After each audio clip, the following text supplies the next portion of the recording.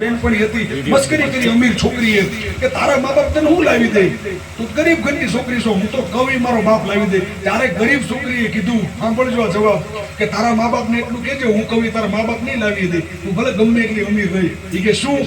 તારા મા બાપને કહેજે સાસુ સસરા નણંદ ભોજાય દેરાણી જેઠાણી આ બધું લાવી દે. હા હમણાં એ કે મારા પપ્પા ઘરે જઈને બધું લાવી દે.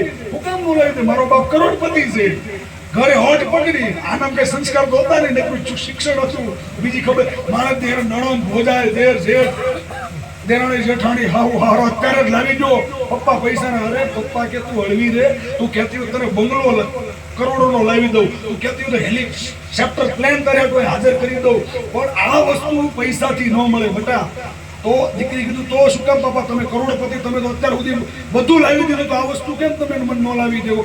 ત્યારે એના બાપે કીધું બેટા આની માટે તારે પેલા ધણી નક્કી કરવો પડે, તારો પતિ, પછી આ બધું પૈસાથી નહીં, બધું મફતમાં મળે. મફતમાં સાસુ સસરા નણંદ ભોજાય દેર જેઠ એમ અમે અમારો ધણી નક્કી કરી દીધો વડવાળો, એટલે અમને બધું મફતમાં મળે.